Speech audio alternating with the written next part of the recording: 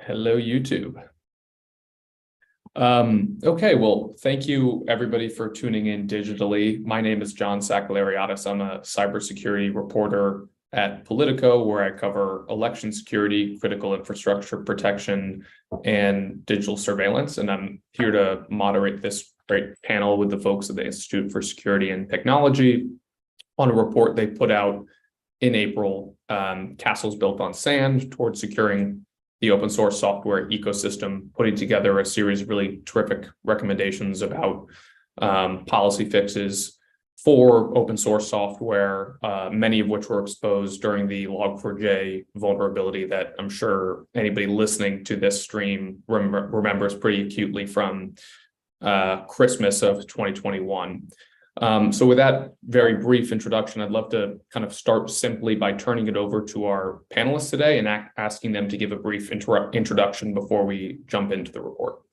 I'll maybe pass it to Zoe first, just because I happen to be looking at you first in the queue. Awesome. Thank you, John. Hi, everyone. I'm Zoe Brommer. I am the Cyber and Information Operations Associate at IST. So I work on all things future of digital security with the lovely Megan Stiefel, who is also here today. I'm also the primary author of the report, though not at all the only one. This is really a team effort. I'm happy to be here today. Thank you, John. And I'll pass to you, Silas, who is next. Hi, I'm Silas Cutler. I'm an adjunct senior cyber threat advisor here at IST. Spent quite a few years working doing open source and cyber threat research, and spent quite a bit of time when the Log4j incident came out, tracking the activity that occurred, and since have been following quite a bit of how folks have tried to mitigate future similar type exploit or large scale incidents as well. Thanks. Then I'll pass to, I don't know if I need all this hand holding, but I'll pass to you, Mark, and then Megan finally. Thanks. Yeah, I'm Mark Rogers. I'm another advisor at IST. I'm recovering from working in large enterprise at the moment, spending a little bit of time harassing the government, being a member of the ransomware task force and running an organization called the CTI League, and as the head of security for DEF CON, getting ready for DEF CON to start.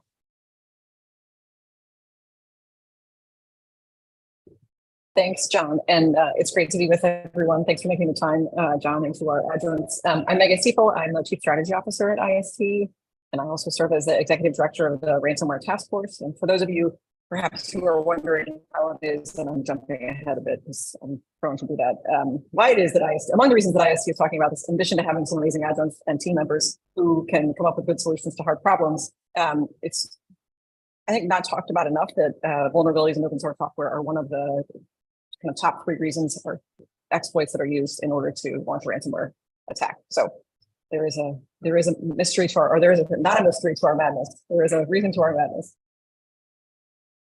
All right, great. I'd love to pass it first to Zoe to kind of start us off with a brief introduction to the report, and if you've got time, maybe a little detail on kind of the genesis of how it all came together.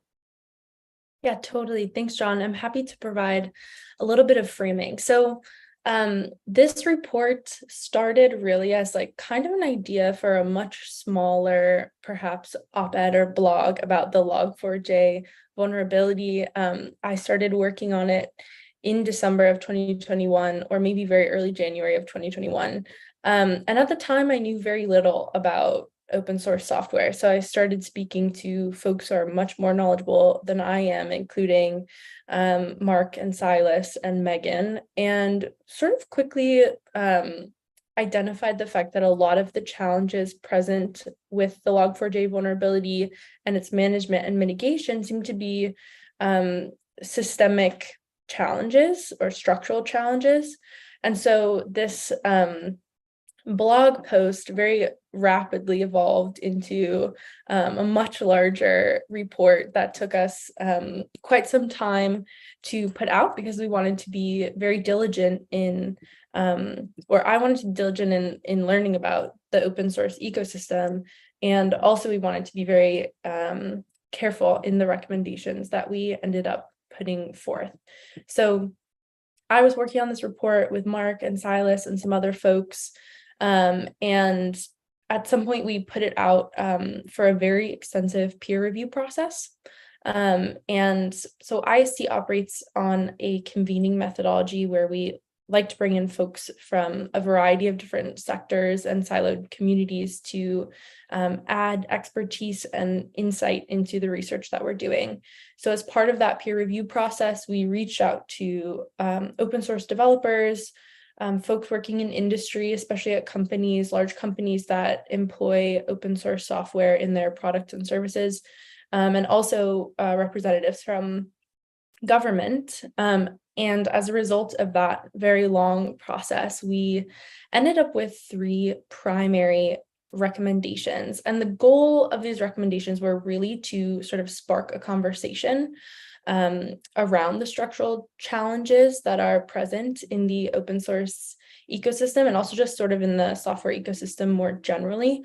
Because it was clear to us that there was an opportunity here to improve current approaches to addressing open source software vulnerabilities writ large, not just in the instance of Log4j. So the 3 recommendations that we put forth in the report, the first one is to shift the open source software security challenge to a shared responsibility model. This is sort of like our big picture recommendation, and the other 2 are in many ways encapsulated in that first one.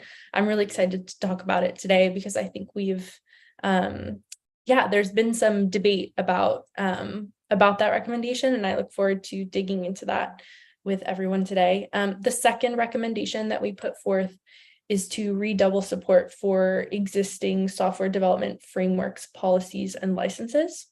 And the third recommendation is to re-examine approaches to vulnerability management and mitigation to really ensure that they account for open source software and not just proprietary software. So I'll pause there. But yes, just some framing, some initial framing for the conversation. Thank you. Thanks, Zoe. I think you gave us a really great teaser on the shared responsibility model, which is something I want to talk about, begin our conversation with. And it's also a term that is becoming very popular in DC these days. One of the pillars of the new national cybersecurity strategy is about shifting the burden from smaller entities to larger technology providers who can bear more of the burden in cybersecurity and kind of have a large systemic impact. So I'd love to start. I'll pass this over to all 3 of the panelists, or 4 of the panelists, excuse me, generally to ask, what does the shared responsibility model in this context, the open source software ecosystem, look like and mean as you define it in the report? And then what was some of the pushback that you got during the peer review process and how you kind of navigated that? Zoe, you kind of teed that up a little bit in your first question, so I wanted to give you guys a chance to talk about that.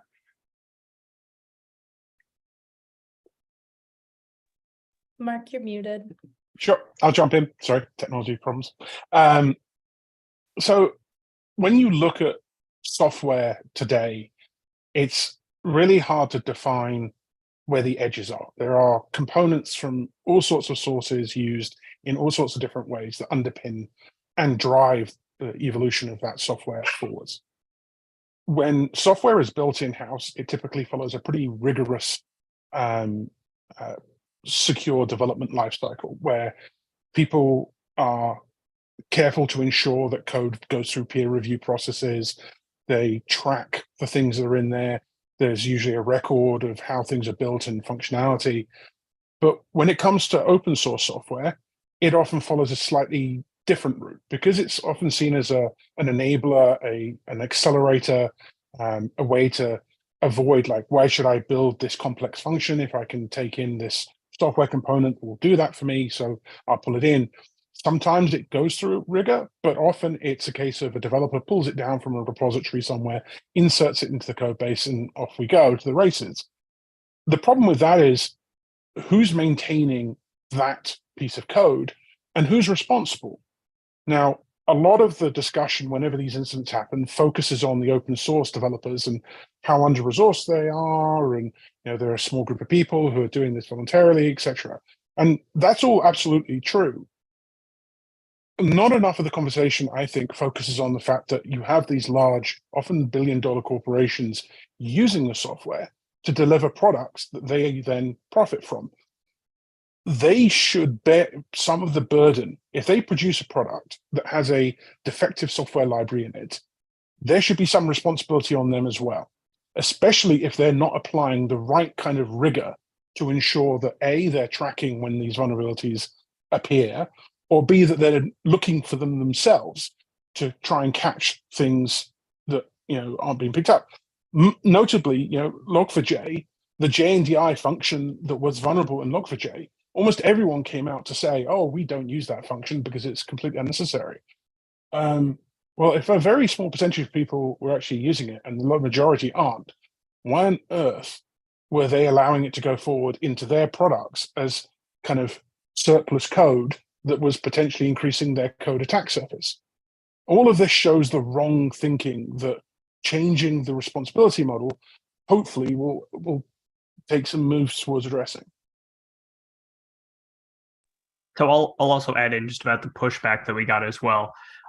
So Mark, I absolutely agree with what you said, and I know we talked about this during some of the drafting as well. Like, one of the things that we got from some of the contributors when we were working on this was, when it comes to shifting liability, putting the responsibility also on those small group of developers isn't really going to be effective. These people are volunteering their time, they're producing something without expectation of compensation for it. And when a major incident occurs, like Log4j, having major corporations turn around and be like, well, problem was those developers over there who, if only they wrote better code for us for free, then maybe we would have been secure. And that's just not the right way to look at it. And at the same time, as we've looked at this, we've also not wanted to add excessive or further burden on developers in the open source community as well. And I want to give Megan a chance to jump in here too, but let me ask a clarifying question. Is the pushback coming from the larger companies or some of the maintainers of open source software projects? Maintainers of open source. And over the years, there's been, I know there's been issues where large companies have come and approached developers asking for licensing changes or other things that are unnecessary burdens on them in order to help their software fit then into some enterprise software that is going to be for profit that the open source developer will never see recognition or thanks from. We'll give Megan a chance to respond. Unless, Zoe, I saw you unmuted. I am using my psychic powers of reading the webinar chat the hosts and panelists have amongst ourselves to determine where to pass things next. But sorry, go ahead, Megan, Zoe, whoever wants to take. Our very secret chat. I just wanted to add to what Silas said. I think in our initial framing of the report, in my initial framing of the report, the report that was shared around for initial peer review, I don't think we had been clear enough that we were looking to shift responsibility away from developers. And a lot of the mechanisms that we speak about in the report in order to secure open source code in the reframing, not so much, but in the initial draft that we shared, the implication was that a pretty heavy burden would fall on developers, and that was not our intention at all. So the shared responsibility is really a way, or we hope that it is a way for some of that responsibility and liability to be shifted away from the developers and onto the folks that are really profiting from their employment of this code that they are able to use for free. So just wanted to add that. Megan, please. Sure, just briefly, I think too, thinking about some of the broader implications here, and sorry, I'm in a slightly not quiet place. Let me know if the audio is too choppy. So among other things, we know that the shared responsibility model has been successful in other areas in terms of bringing a diverse group of stakeholders some of whom have not borne the burden of responsibility for the uses. I'm thinking primarily here of the environmental space. So thinking about principles of sustainability management, where there has been a greater movement to shared responsibility, has worked in those places. And we think there's a decent, although always limit of that analogy and that kind of repurpose here, but think that it's in many cases well past time that those who are really leveraging and I think we were careful to say early on that it's not to criticize the innovators, but it's time to make sure that they are also contributing from all the benefits that they've received from this process. The way it's Really quickly, I just wanted to say that Megan wrote a really wonderful paper on sustainable cybersecurity practices that everyone should take a look at. That was sort of some of the impetus for that recommendation as well. There's one additional thought I wanted to add on the pushback. As part of the review process, we spoke to a lot of folks that we invited in, but there was also quite a lot of dialogue that sparked to this that went outside. And one of the most repeated comments I got back from larger enterprises that I spoke to was that quite a few did not understand why they should invest time and resources into auditing open source code. They didn't see that as primarily their mission, and instead they felt it was the responsibility of the open source product. And I think, to me, that's an example of the wrong thinking that frames this. You know, if you think of that as, instead of an open source project, you think of it as a developer. A developer is putting code into your project. It's your responsibility to make sure that developer is putting the right code in, and it's ensuring that the code fits in with your processes and policies, and that ultimately it's maintained. But why should it be different if it's just from another entity, an open source entity, rather than a developer? We're not going to have time to go through the specifics of the entirety of the report. You'll have, anybody here is welcome to read it. Hopefully you have already, but I'd love to ask each of our panelists to maybe pick 1 to 2 concrete recommendations just to bring this down to the level of specifics that they think would really make the greatest difference in terms of securing open source software. Do we have any volunteers to kick off that round robin? I'll take it first. So I'm a very large proponent for a software bill of materials, an SBOM as it's commonly known.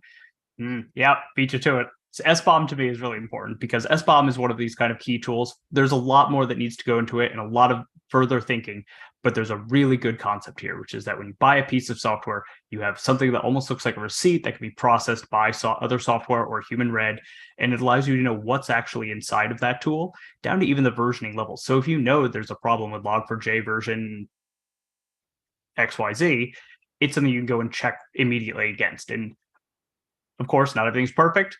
Over time, such a system I see being incredibly helpful for especially identifying when an incident like log4j occurs.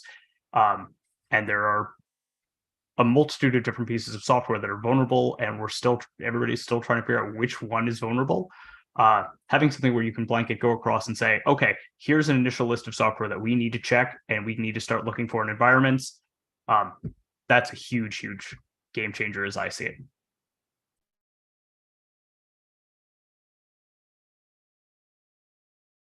Any other volunteers? All right, I'll jump in. Not that I'm reticent to talk. I mean, so I kind of want to foot stomp the SBOM thing. I think it's one of the most achievable aspects because it's already in motion.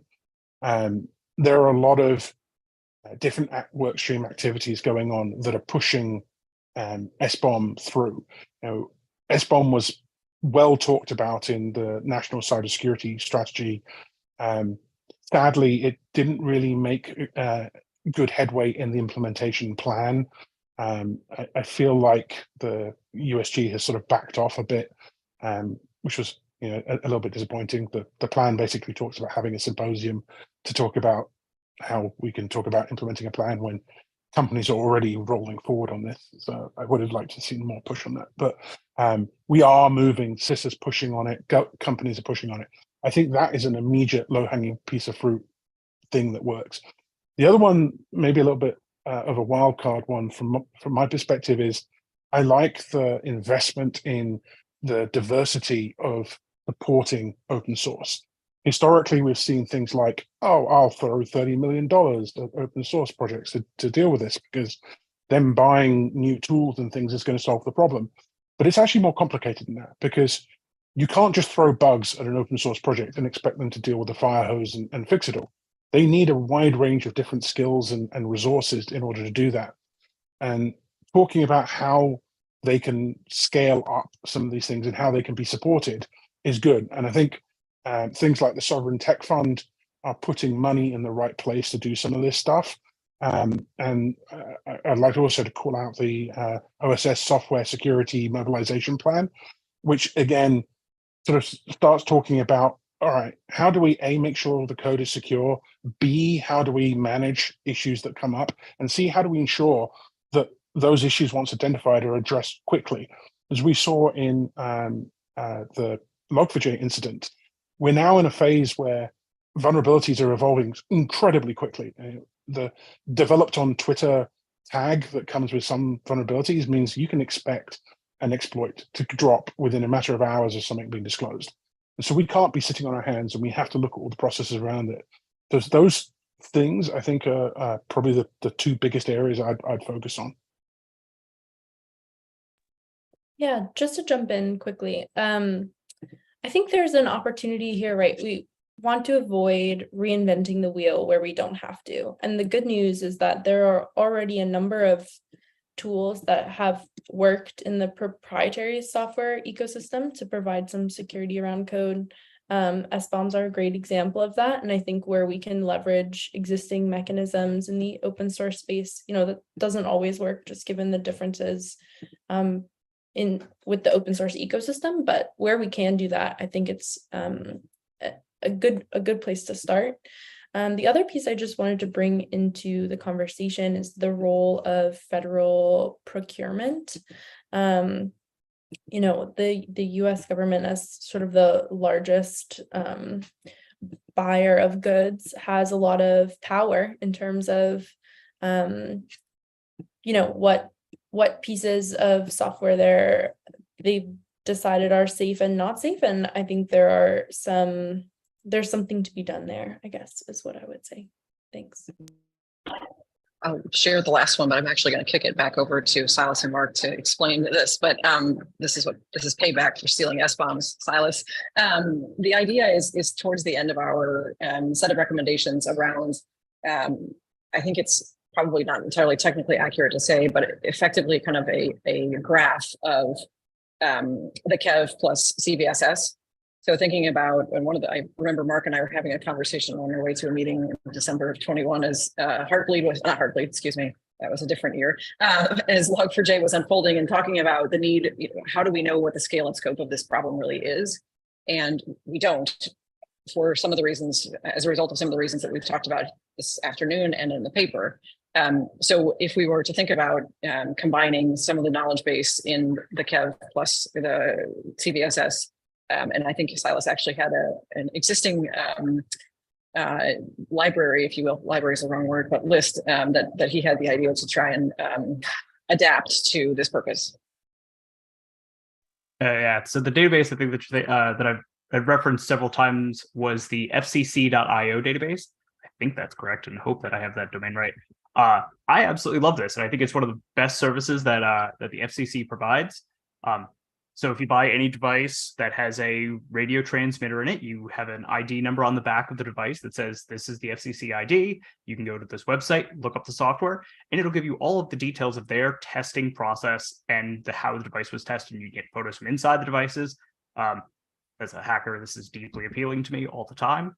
But if there was something like this also for software that combined like vulnerability information, libraries that are being used, that could be a really powerful tool. And I think that would be a really interesting way to see this recommendation really adopted and brought into real world.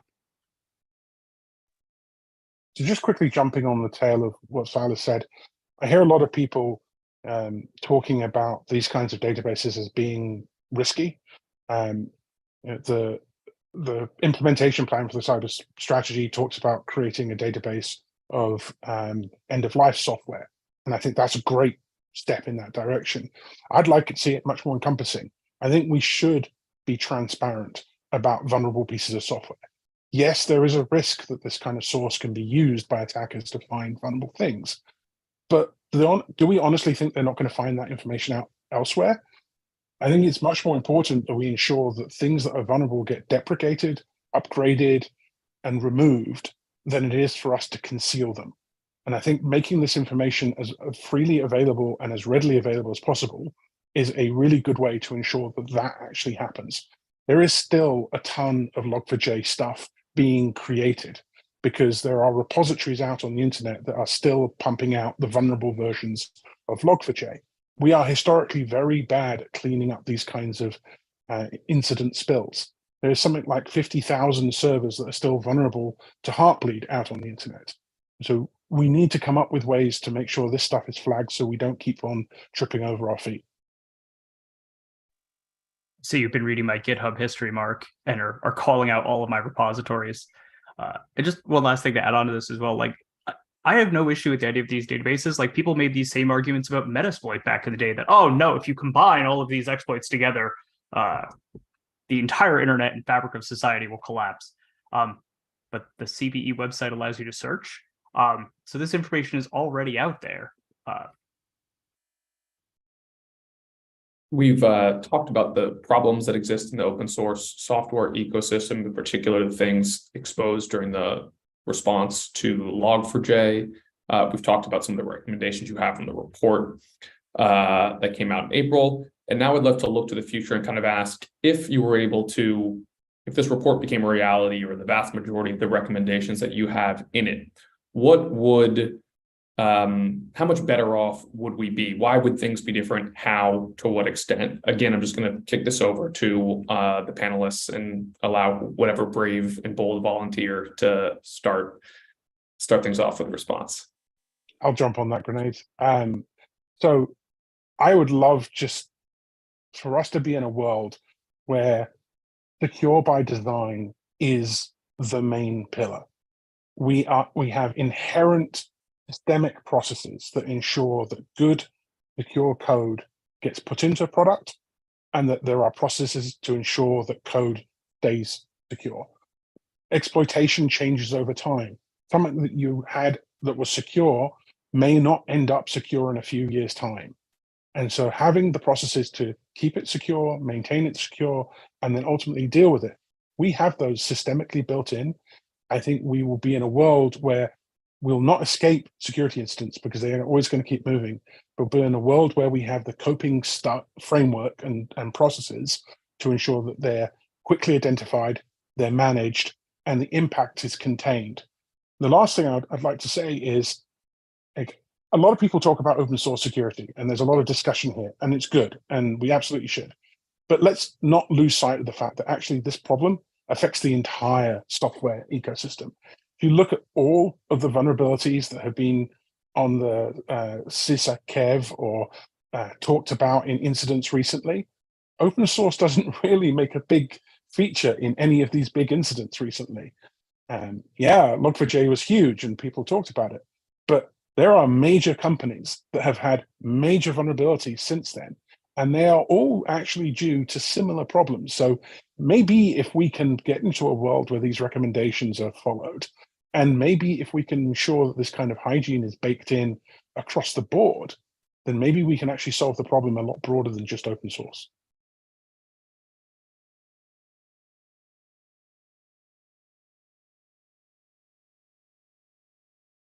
No one wants to go now. So I think we've talked a lot about sort of the longer term. I think it's not to not answer your question, John, but I think part of it too is what are the steps that we can take in the near term that will get us to the long term? Because it is going to be a slow process. We haven't yet talked, and I think this is I'm gonna launch a grenade in response to your question, John, about memory safety. And so I think, I know in our private conversations, I know some on this webinar have had some spicier thoughts about the focus on that as kind of one of the key tools in this managing this risk going forward. So I think it's important for us to just share some additional perspectives on that here, but really thinking about, even if we get to memory safety, that's not the only solution for this problem. So let's not sort of focus on exclusively one solution to be kind of over rotate towards memory safety without thinking about other pieces of the chain. And I'm not to try and take over the moderator's stick, but at some point we should also come around to Mark's comment about asbestos and open source being like asbestos, open source vulnerabilities being like asbestos. So.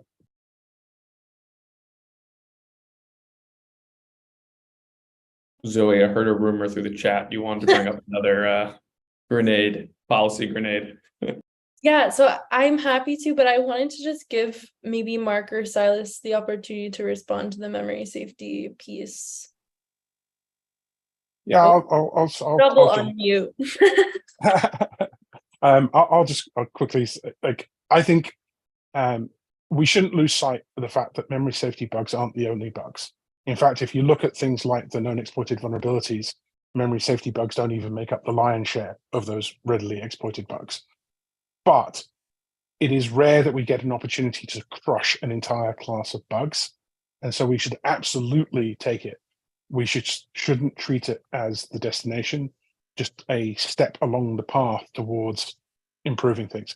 And just to clarify what Megan said about asbestos, what I was saying was that vulnerabilities in general and Log4j in particular are kind of like asbestos in the sense that if you buy a building that potentially has asbestos in it, you can't tell from the outside. You can't even tell from the inside. You have to open the walls and examine it to find out. And unfortunately, a lot of these library type vulnerabilities are like that. Unless you have the help of something like an SBOM, you need some deep introspection in order to find out what's going on. And so hopefully we're going to end up in a world where things like SBOM mean that that isn't a continuing problem. Oh, I have some rusty thoughts, but I saw Megan put her hand up, so I want to give Megan a chance to jump in real quick. No, that was user error. No, User error. Please go ahead. Yeah, I absolutely agree with Mark. I'll say, while I have a lot of spicy, rusty thoughts on this, I'll say that I really like that idea, Mark, as well, that like this is a chance to quash an entire category of bugs. And I'll never forget, Raphael Mudge, the developer of Cobalt Strike, said to me, I think in like 2013, that memory corruption bugs have been dead for years and everything has moved client side. And so since then, I've kind of lived in this space where I generally don't often think about memory corruption bugs as my first go-to. But it is really impressive. And I think as we approach the move towards memory safe languages, I think it's worth also looking at what works when we try and quash this an entire category and trying to make sure that we're capturing those lessons so that when we are successful, we can move forward and take those lessons forward to quashing other bugs.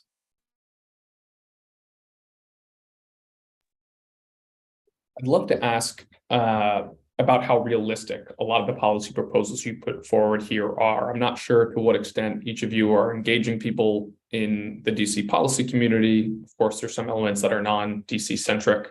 There's also some parallel activity going on in DC. The Biden administration has generally been very strong on cybersecurity policy. We have the new cybersecurity strategy, the implementation plan, which came out last week, I think perhaps the week before. So would love to hear kind of your thoughts on where we are in turning some of these policy recommendations into reality. Again, kicking that over to all of our panelists. Yes, happy to take a first stab at that one. I think, and this is the point that I was going to bring up in relation to your last question as well. So perfect twofer. One really important aspect of this conversation, I think, is the liability piece. And we see the liability piece appear in the National Cybersecurity Strategy. So I think that's a very positive sign. But I do think that shifting the liability framework around open source is a really important step, especially as a signal from the government to the ecosystem writ large about where they feel responsibility lies. And I think like this is one way that we can really acknowledge the work that these developers are doing. It's really important work, and we don't want for them to be liable for the way that their work is integrated into other products and services. And it's encouraging to me anyway to see a re-examination of that liability framework in the National Cybersecurity Strategy. So my brief time as someone messing around with policy, I certainly wouldn't describe myself as an expert in the space, but I seem to play one these days. I think there's kind of like the 5 stages of policy implementation, and you have to go through these various steps before things turn in reality. I think we're actually at a good place with this stuff because policymakers are aware. Yes, some of them are aware because there was a big incident, but that's led to a lot of work happening within folks on the Hill and within folks who are looking to influence the Hill, which has moved the narrative along really well. So that now when I talk to a lot of policymakers, I don't have to go through the basics. When I ran around DC immediately after, literally days after the Log4j incident broke, I spent most of my time briefing staffers on what open source was, on what vulnerabilities were, on what the impact was. And now I can actually get straight into the meat of talking about what could be done to improve things. So we've come along quite a nice way. The National Cybersecurity Strategy had some really promising ideas in it about how we can potentially tackle some of that. Some of the work that CISA is already engaged on is really good. You know, the work to push SBOM through is a key piece of what we discussed in the paper that's actually taking shape now. So I think a lot of what we discussed is feasible and can be worked on, and we're seeing that. Some of it, though, I think is very thorny still. I think one of the reasons why USG pulled back on the software liability part of the National Cybersecurity Strategy is because it is going to be a very divisive topic. Software companies are not going to willingly allow any kind of liability to be attached to them. And they've got a lot of money and a lot of voice, and we're coming up to an election period. And so it's not going to be a very friendly thing to talk about. And so I think that's going to be one of the more challenging ones. But I see that as a much more longer term thing. The fact that people are talking about it is a really positive step for me. I'll just build a tiny bit on that. I think having spent probably too much time in the DC policy space, we do get these, they're sort of like sets of waves that are not very organized. And then all of a sudden you get those beautiful rollers that all of a sudden some of the issues you've been working on for a long period of time finally come into shore. And I do feel like we are at one of those points where there's a lot of the core elements are coming to a confluence, and hopefully the momentum will continue. I share Mark's concern that we need to, thanks, yes, someone just complimented my metaphor, that we need to keep the momentum going and not lose track of it. There are priorities and work that's set forth in the strategy and the implementation plan. And hopefully between the priorities that CISA has placed together with, I think it's a pretty big step that they were able to gather more than 10, I think, governments on the Secure by Design and Secure by Default paper that was published in the spring around the time of our paper, that we can continue the momentum, not only in the United States, but really internationally, to try and drive forward this conversation. It is not a sort of turn the switch, as Mark and others have said, and the solution will come. It's incremental change across a number of pillars that need to keep happening in order for us to be ultimately successful down the road.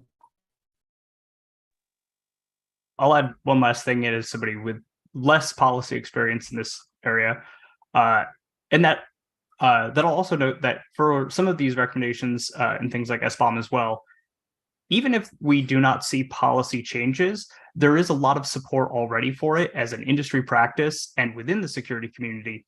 And I think over time, there's good effort being put into developing this outside of government space. And we may see some of this evolve to a point where it'll be easier to adopt into policy as private industry and open source versions of these policy data or SBOM databases and vulnerability record counts start to come to existence as well. I just quickly want to build on what Silas said there. It may actually be that we don't want to see policy in some of these areas. What we actually want to see is adjacent policy. I don't think any of us really want to see governments start to regulate open source. I'm not even sure if that's feasible, but it would certainly be a massively chilling effect. So I think moving along and looking at how things can support, including policy, is the right kind of motion here. I would love to see those kinds of adjacent policies begin to appear that support everyone doing the right thing the right way. Unless anybody has I think anything, just oops. go ahead, Megan. Thanks, John. I was too slow on the mute button. I thought I had Mark triggered. I think the other piece to mention, I think, is one of the opportunities that Mark might be referring to, not to put words in his mouth, is this idea of voluntary measures that industry can take.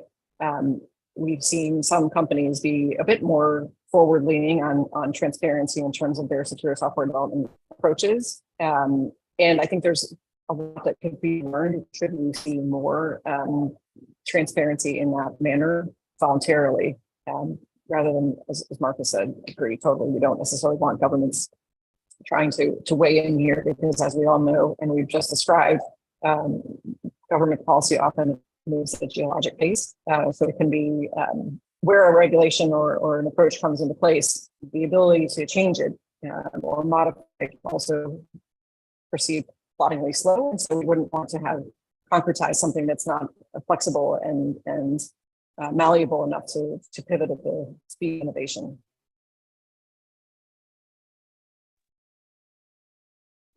We're running up on our deadline here, and I have two questions I really wanted to ask, which aren't super related, but I'm just going to ask them and then let you guys deal with that.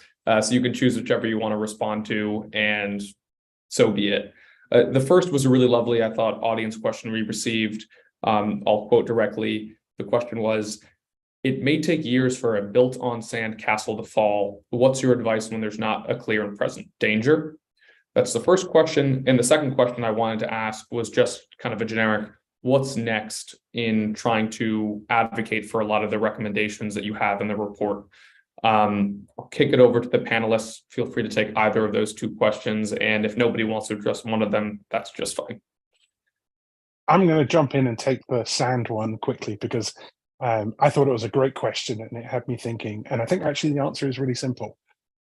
The whole problem with building a castle on sand is that its foundation is unstable. And at some point, the castle is probably going to fall.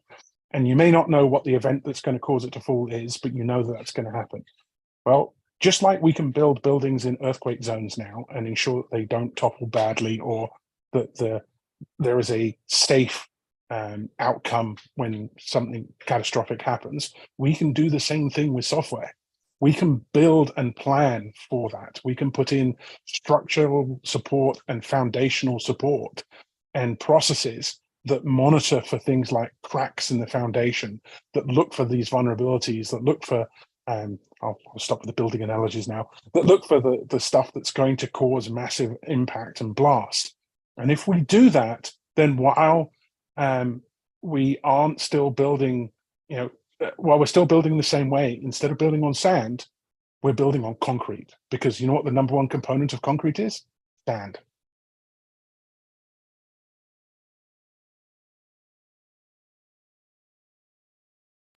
Well, I hesitate to follow that. Go ahead.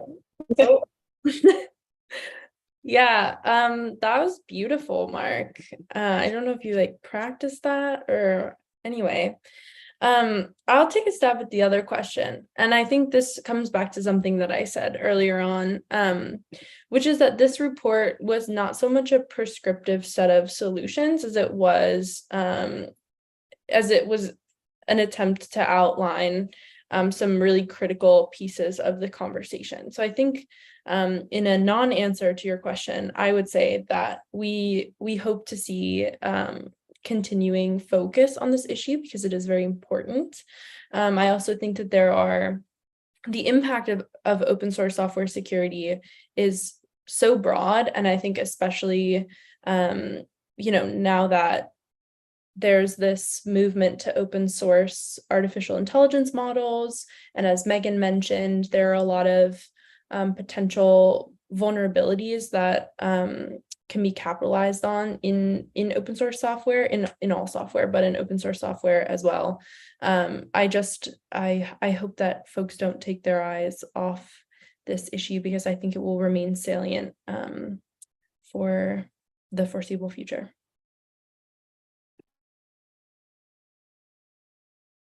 I'll just tack on one thing that follows on with what I said. Technology is moving at a really blistering pace. Everyone's currently hearing the word AI reverberate around everywhere. The fact is, AI does potentially offer some really interesting opportunities that align with this. You know, AI, specifically things like generative AI, LLMs, can be used to do things like discover patterns of vulnerability, and can be used to help democratize discovery of vulnerabilities at scale. So I think there's a lot coming. And I'm going to pass it to Megan, who I think is going to give closing thoughts for us here. Not thoughts, because the thoughts are by the experts beside me, but just to say, if I may, a word of thanks, not only to Silas, Mark, and Zoe, also to the Omidyar network that supported our initial work on this project. And also finally to some of our contributors to the report, including another adjunct, Bryson Bortz, John Bankarms, Jen Miller Osborne, Sven Herping, and Andrew Jensen, who was previously a colleague of us here at IST. So I just wanted to make sure that we gave some credit to some of the other folks who weren't able to join us this afternoon. Okay, with that, unless there's any absolute last burning thoughts from the panelists, I just wanted to thank everybody for tuning in today. And thanks to the panelists for helping me shepherd this conversation through and thinking of me to moderate it. It was a lot of fun. And I guess I'll sign off by saying have a great rest of your Tuesday. Thank you.